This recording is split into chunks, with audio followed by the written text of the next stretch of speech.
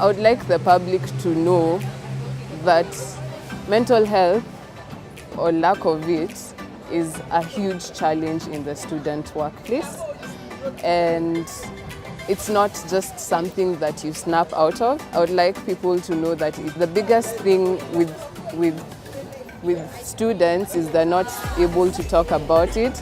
There's a lot of stigma around it. So I'd like the public to actually see it as a disease and try to normalize it. Because if we start thinking of mental health the way we think about diabetes or hypertension, when someone has hypertension, you don't ask them to snap out of it. You ask them to seek help.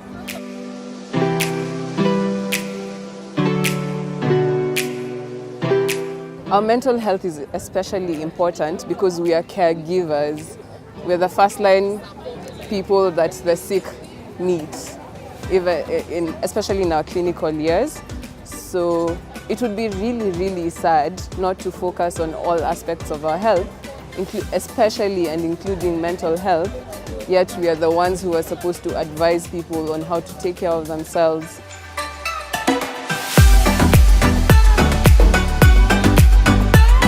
In most cases, men tend to suffer more because you see, for the ladies, we talk a lot and we complain a lot, but there's this tag you've given men are supposed to be strong, or the boy child is supposed to be strong.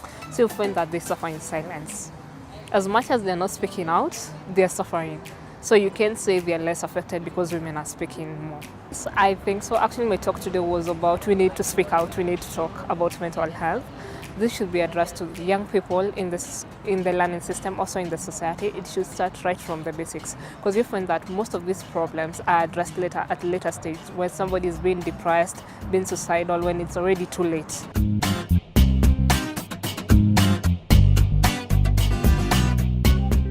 I mean, mental health is the most important thing, because without the health of the mind, you can't really control other aspects of your life.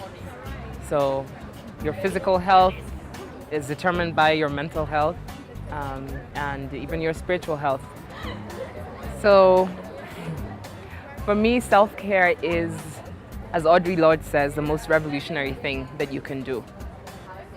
When I think about depression, I see depression as the suppression of self-expression. When you're unable to have a relationship with yourself and honor and celebrate yourself in good times and in bad times, that contributes to challenging mental health. So personally, I take my self-care as a priority. It has been very instrumental in sustaining my own mental health and well-being.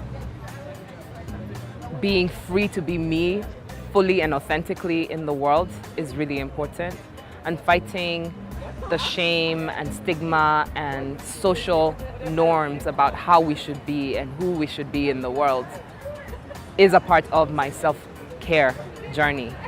Showing up for myself every single day. The body is the barometer to the soul. So when you listen to your body, whether you're tired or experiencing other physical illnesses, you're able to align yourself better. So having mind, body, and spirit alignment and balance, that's what self-care is about.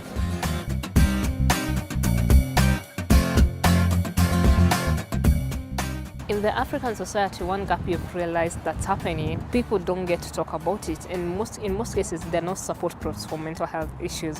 The only support groups we're having is addicts, narcotics, and people maybe. Recently, I've seen a group on sexual addicts for males.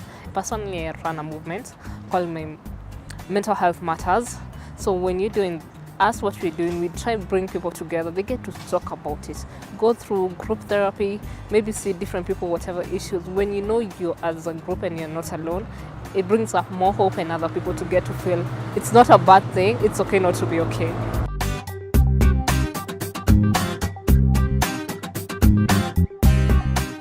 So I want other people who might be suffering with depression or other mental health challenges to know that they're not alone.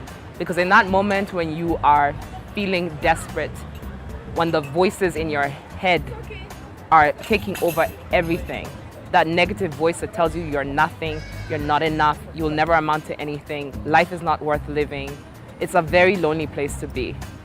But if there is a space, if more safe spaces are created for people to share openly and honestly about what they're going through, there's so much liberation that comes from that.